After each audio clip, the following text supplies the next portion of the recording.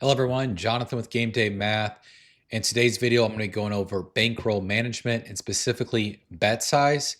I have a Game Day Math free login pulled up here with the odds dashboards. This is all an interface that you can get for free just by signing up with your email to Game Day Math. We get up to 5 books, and you can see you have odds with a 5-minute delay for any sporting event, which is a great odds dashboard to have at your fingertips. Free resource. We're going to dive into the tools section here and look at the bet size calculator. Again, completely free to any user of the free tier of Game Day Math.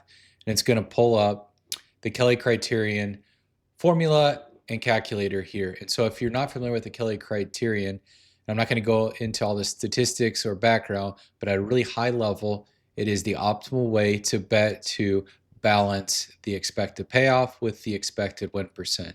So to start, you put in a bankroll, you put in the odds, that's the expected payout. It's going to be American odds, we'll put in minus 110, and then you can put in the probability of success. And then the last piece here is this Kelly multiplier. And really what that does is haircut the output of the bet size. And if you want to really reduce the variance, 0.5, if you ever heard half Kelly, that'd be 0.5, or if you heard quarter Kelly mentioned before, that'd be putting in a 0.25.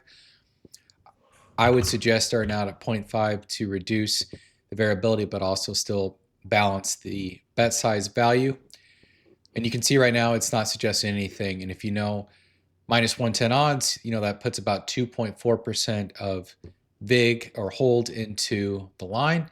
So if we increase that probability to 2.4, you can see basically it's a flat bet. And then as we increase the probability of success, that bet size is only going to increase because our probability of success and the expected value is going to increase. So it's as simple as that. As you have odds, we go 100, and we know that 50, that's a fair bet there. Anything above 50 would be a small expected value play. All free, easy to use, and this is a great way to optimize your betting, and your bankroll is to bet the optimal amount, and this will ensure over the long run you are making a more consistent and up and to the right profit curve. Again, free tool with Game Day Math. Use it.